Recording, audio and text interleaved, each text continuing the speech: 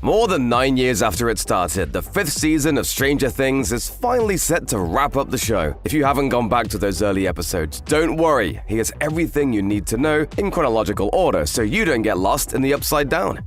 Stranger Things is the ultimate 80s nostalgia show, but the story really starts back in the 50s. A recent transplant to Hawkins, Indiana named Victor Creels was imprisoned, accused of slaying his family. He claimed that it was actually a demon who did it. We had 1 month of peace in that house, and then it began. Victor's son, Henry, didn't die though. Henry was, in fact, responsible for the deaths of his mother and sister. The family had moved to Indiana from Nevada because Henry was troubled. That's an understatement, really. He hated humanity, and the change of scenery only made things worse. Henry developed psychic abilities that enabled him to create horrifying visions his family saw. Though his father thought he died, Henry instead briefly went into a coma and was sent to the Hawkins National Laboratory, overseen by Dr. Martin Brenner. Henry was labeled as simply 1 and became Brenner's first of many child test subjects.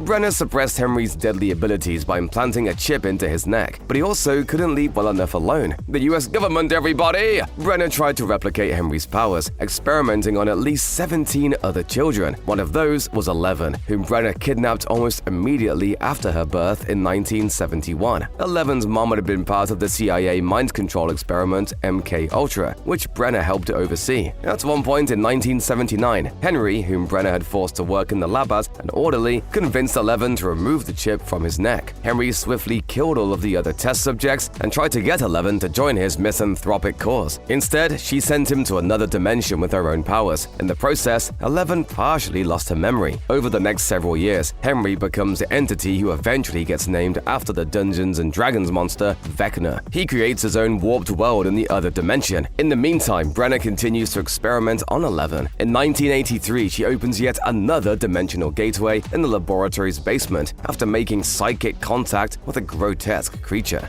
While riding home from his D&D session, 12-year-old Will Byers encounters the monster, which has emerged through the gateway. He rolls a 1 on defense and gets taken to the other dimension. His mother, Joyce, reports Will's disappearance to the local police chief, Jim Hopper. He's a laid-back guy. Mornings are for coffee and contemplation. Chief, she's Coffee and contemplation. Joyce starts getting strange phone calls that she believes are from Will, and soon begins thinking that Will is somehow communicating through light bulbs. She eventually builds a makeshift Ouija board out of Christmas lights and letters painted onto the wall. Will's D&D group, which includes his friends Mike, Lucas, and Dustin, also search for Will in the woods, but they instead run into 11, who has escaped the Hawkins lab. The boys bring 11 to Mike's house, where she explains that bad men are after her. She recognizes a photo of Will and inadvertently demonstrates her telekinetic powers, convincing the boys that she may be the key to finding their friend. 11 explains where Will is using the boys' homemade D&D game board. She turns it upside down and puts a figure representing Will on the underside. Hiding. Will is hiding? From the bad men? 11 shows who Will is really hiding from by putting a figure of the D&D monster, the Demogorgon, on the board. The boys call the extra-dimensional monster by that name from then on. Basically, everything comes back to D&D for them. The boys ask 11 to take them to where Will is, and she leads them to his house. Meanwhile, Mike's sister Nancy and her friend Barb go to a party hosted by Nancy's jealous boyfriend Steve. At one point, Nancy leaves Barb alone by the swimming pool. She's attacked by the Demogorgon and disappears too, finding herself in the upside down. Nancy becomes extremely guilty about Barb's disappearance and begins looking for her. In the process, she strikes up a relationship with Will's older brother, Jonathan. Joyce makes contact with Will through her Christmas light board, then witnesses the Demogorgon coming through the walls of her house. See what you will, it stays busy. Hopper and the D&D group watch as a body gets exhumed from a quarry. They all assume it's Will's, but 11 insists that Will is still alive. She gets Will to speak through Mike's walkie-talkie. The group sneaks into their school to use a ham radio to talk directly to him. Just as they're doing that, Joyce, who got away from the Demogorgon, don't worry about it, rips the wallpaper off her wall and sees Will in the upside down. 11 and the boys hear their conversation. Oh, Mom, it's coming! Tell me where you are! It's like home, but it's so dark. Hopper also begins to think that something isn't right about the body recovered from the quarry. He confirms at the morgue that the body is fake and suspects Brenner of the setup. So, Hopper breaks into the lab. He gets far enough to see the gateway in the basement, but is then knocked out by guards. He wakes up in his house and finds a hidden spy microphone. After noticing their compasses acting oddly, the D&D group and 11 use them to search for the gateway to the Upside Down. 11 has a flashback to encountering the Demogorgon, so she redirects her compasses to protect the boys. Lucas sees this as a betrayal though. He and Mike get into a fight, so 11 telepathically breaks it up, knocking Lucas out in the process. Embarrassed and ashamed, she runs away to go shoplift some Eggos. Hopper uses some connections to track down Terry Ives, who's in a catatonic state. Her sister Becky confirms Terry's involvement in the MK Ultra program. Becky says that Terry didn't know she was pregnant during the experiments and gives the official line that she miscarried. But Terry's convinced that Brenner kidnapped her daughter Jane. That's why the big bad man stole Jane away. Her baby's a weapon off fighting the commies. Later, when Hopper and Joyce finally meet 11, they realize that she's Jane. Mike and Dustin look for 11, but instead find two bullies. They're serious. One of them tries to make Mike jump off a cliff. 11 arrives to save them and breaks one of the bullies' arms. In the aftermath, she collapses and, in tears, admits to being responsible for the Demogorgon coming to Hawkins. They go back to Mike's house, where government agents looking for 11 attack. 11 flips one of their vans and they escape, thanks in part to a warning from Lucas. Nancy, Joyce, Jonathan, and Hopper use a walkie-talkie to contact the reunited D&D group, who are hiding out in a bus in a junkyard. Just as the government agents are about to find them, Hopper arrives and takes them to the buyer's house, where they ask 11 to find Will and Bob in the Upside Down. But 11 is a drained battery. She's going to need a recharge in a sensory deprivation tank to make contact. So they formulate a plan to break into the middle school to make one for her in the gym. She finds Bob dead, sadly. A lot of fans seem to miss this for some reason. Maybe because it doesn't totally look like Bob, but Will's still alive, hiding in the Upside Down's version of his backyard fort. Hopper, with Joyce, breaks into the lab again. You'd think he'd have learned his lesson, but he hasn't. They're quickly apprehended.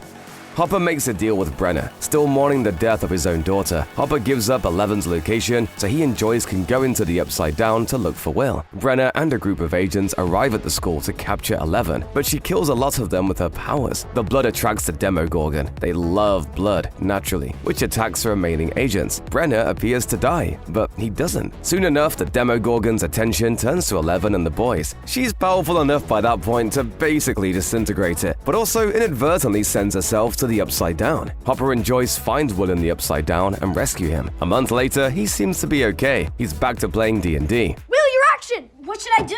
Fireball him! Fireball the son of a But he's hiding signs that he's not okay. He's still having visions of the Upside Down and coughing up gross slugs.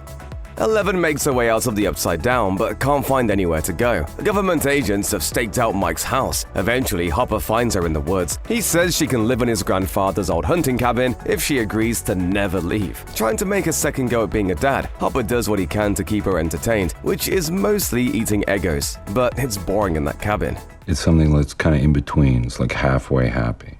Halfway happy. 11 sneaks out to look for Mike. She chooses not to talk to him though, thinking he's flirting with another girl, Max. Outside the cabin, Hopper has been trying to find some kind of semi-normal living situation for 11. He's been meeting with the new head of the Hawkins lab, Dr. Owens. Hopper doesn't think Owens is doing a very good job of helping 11 or keeping the dimensional portal contained, and that it may be related to the rotting pumpkin fields throughout Hawkins. Nearly a year after Will's disappearance, Joyce has started dating a new beau named Bob. Max has transferred to the boys' school and has them all making goo-goo eyes, especially Lucas. And a conspiracy theorist named Murray is spreading rumors about 11 being a Russian spy. Joyce has also been taking Will to see Dr. Owens, who is basically shrugging off Will's episodes, which he can't hide anymore. Dr. Owens says it's PTSD from his disappearance, but there's clearly more going on than that. Bob also doesn't really get it, telling Will that he just has to man up and face down his fears, like Bob did to a clown who haunted his dreams. I just looked at Mr. Baldo and his stupid face and I said, "Go away! Go away!" Will's friends aren't really helping either. After trick-or-treating with Will, Mike, Lucas, and Max, Dustin finds a weird little creature in his trash. Somehow not connecting it to the malevolent Demogorgon he saw a year ago, he keeps it and names it D'Artagnan, or Dart for short. When Will hears the sound Dart makes, he definitely recognizes that it's from the Upside Down. In an attempt to take Bob's advice, Will faces down the shadow creature that's been appearing to him, but Bob's advice was terrible, of course. The monster latches onto Will. Eleven comes back to the cabin and Hopper scolds her for sneaking out. As their argument escalates, Eleven uses her powers to wreck the place. Teenagers, am I right? Always shattering windows with their psychokinetic abilities. While cleaning up the mess, Eleven finds a file about her mom and psychically contacts her. Their connection gets broken, so Eleven goes to Terry's house, where they're able to communicate telepathically. Terry reveals that her catatonic state is a result of Brenner performing electroshock therapy on her. Eleven also sees visions of another girl who is like her. Nancy and Jonathan are also uncovering some revelations. Barb's parents believe that she is still alive, but Dr. Owens reveals that Barb definitely did die in the Upside Down. He paid attention at the end of Season 1. He says he can't reveal that information for fear of enemy nations getting hold of it though. What he doesn't know is that Nancy is recording him. She and Jonathan take the recording to Murray. They send the tape to multiple newspapers after deciding to water it down. After being attacked by the shadow creature, Will starts demanding the house be kept cold and making strange drawings. A puzzle lover and lifelong resident of Hawkins, Bob identifies the scribbles as various landmarks around the town. It's a map. It's a map of Hawkins. In particular, he pinpoints a pumpkin patch where Hopper was going to investigate. It's lucky too, because just then Will has a vision of Hopper in trouble. He's trapped in a tunnel under the pumpkin patch that looks a whole lot like the Upside Down. Joyce, Bob, Will, and Mike come to rescue him, but then a group from the lab comes to set the tunnels on fire. This makes Will feel immense pain, and he gets taken to the lab for treatment. Dr. Owens theorizes that Will must now be tied into the hive mind of the creatures from the Upside Down. As all that's going on, Dart escapes from its enclosure and eats Dustin's cat. It is naturally a baby Demogorgon. Dart groups up with a bunch of young Demogorgons from the Upside Down. They're joining gangs younger and younger these days. Will, who's now mentally tied in with all of the creatures, sends a group of agents from the lab to their deaths. The monsters then enter the lab. Joyce has to sedate Will to keep him from sending more instructions to them. While everything goes to hell in Hawkins, Eleven takes a road trip! She goes to Chicago and tracks down the girl she saw in her mom's visions, Carly, who has the same number tattoo as her. She's number 8 and can project images into people's minds. Carly leads a group that's basically the X-Men. Society left them behind, hurt them, discarded them. We were dead. All of us. Or maybe they're more like the Brotherhood of Evil Mutants. They've been hunting down and killing people behind the Hawkins lab experiments. Eleven helps them locate Ray, the tech who ran the electroshock treatments on Terry. After a quick break to give Eleven a mutant goth makeover, they find him. Eleven nearly kills him with her powers. Two things stop her: seeing his young daughters and his claim that Brenner is still alive. The gang retreats back to their hideout. Carly says Eleven can either go back to hiding in Hawkins or help the group with their cause. She even puts an illusion of Brenner in Eleven's mind to try to convince her. But Eleven sees a vision of all the chaos happening back in Hawkins and decides to go back. Poor, well-meaning Bob gets killed by the adolescent Demogorgons right in front of Joyce, while he helps everyone else escape the under-siege lab. Back at the buyer's house, the heroes all come up with a plan to avenge him. Dustin realizes that the monster who has overtaken Will's mind is similar to the Mind Flayer from D&D, which means that killing it would also kill Will. The real Will, who is again trapped in the Upside Down, sends a message to the group that they have to close the gateway in the lab's basement. As the dog-like Demogorgons converge on the house, Eleven finally comes back and saves everyone. They all then split up to carry out a multi-part plan. Joyce, Jonathan, and Nancy take Will to Hopper's cabin and turn the heat way up to make the Mind Flayer leave Will's body. The D&D group, along with Max and Steve, go into the tunnels and set a fire to lure the demo dogs to them. They survive because one demo dog, Dart, allows them to leave. Eleven and Hopper go to the lab, where Elle closes the gate. Hopper eventually adopts Eleven with Owen's help. At the winter formal, Max and Lucas dance, as do Elle and Mike, but the Mind Flayer continues to watch them all. In June 1985, two hotspots are dominating everyone's attention in Hawkins. First, there's Starcourt Mall, which has been driving out local business in droves. Steve works at an ice cream shop there alongside a new character, Robin. Then there's the public pool, where Max's rage-addled older stepbrother Billy works as a lifeguard. He's making all the area moms hot and bothered, particularly Mike and Nancy's mom, Karen. In a moment of weakness, Karen accepts an invitation from Billy to meet at a different pool for private lessons. But he never arrives. Instead, he gets run off the road and dragged inside a mill full of rats who have all merged together into one being. Now under its control, Billy kidnaps another lifeguard, Heather, and brings her to his new master. Dustin comes back from science camp with a complicated ham radio tower and Girlfriend? And yes, she's real, even though Lucas doesn't believe him. While trying to get proof of Susie's existence using the tower, which he calls Cerebro in yet another X-Men nod, Dustin stumbles upon an encoded Russian transmission. Dustin meets with Steve at the ice cream parlor and asks for his help translating the message. Robin overhears and says she can translate it. She's fluent, but since it's also in code, they have to crack that too. Steve does pick up on a major clue though. Music he overheard in the transmission is from Starcourt Mall itself. The call is coming from inside the mall. They eventually deduce that the transmission is about an incoming shipment to the mall. That night, they, along with Lucas's little sister Erica, see Russian soldiers bringing cargo into the building. They follow and discover a secret lab under the mall, where Soviet soldiers are trying to create another portal to the Upside Down.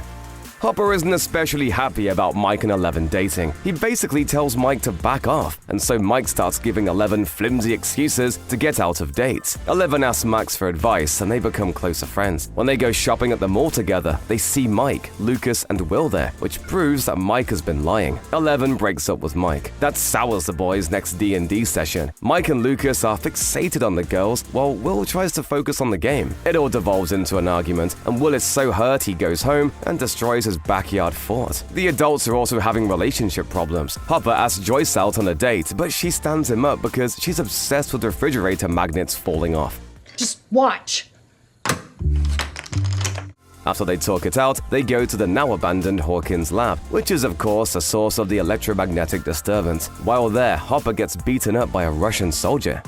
In some purely innocent teenage fun, Eleven and Max use L's superpowers to spy on Mike and Lucas. They also check into Billy, who somehow knows he's being watched. Lots of other clues have been pointing to the Mind Flayer's return too. Nancy and Jonathan have been investigating people strangely eating fertilizer. Will also feels a presence and tells his friends about it, even with their strange relationship. Billy has been very busy. He's been recruiting dozens of people to serve in the Mind Flayer's army. At one point, a group of the heroes are attacked by two of the recruits at the hospital. Jonathan and Nancy are forced to kill them in self-defense, and their bodies merge into a single, monstrous entity. Eleven uses her powers to send the creature back to the mill. She psychically reaches out to Billy, who lets her know that the Mind Flayer is out to kill her, specifically for closing the gate. He also relays Eleven's location at Hopper's cabin to the Mind Flayer, now an enormous mass of reconstituted bodies. The Mind Flayer attacks. The group manages to hold it off, and Eleven sends it away, but a piece of the monster gets embedded in her leg. You're gonna have an awesome scar. You'll look even more badass. Bitchin'. Yeah, bitchin'.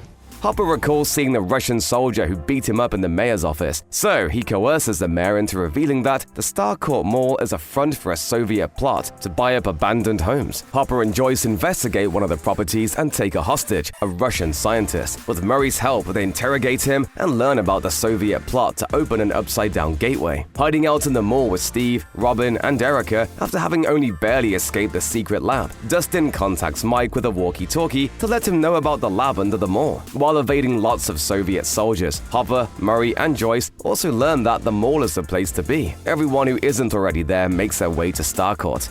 Eleven removes a piece of the Mind Flayer in her leg, inadvertently muting her powers. Hopper, Murray, and Joyce arrive and devise a plan to go into the Soviet base and destroy the new gate, thus killing the Mind Flayer too. Since Dustin has already been there, he'll guide them with Cerebro. Joyce and Hopper give heartfelt goodbyes to Will and Eleven. I need you safe. This thing is after you. It's not after me.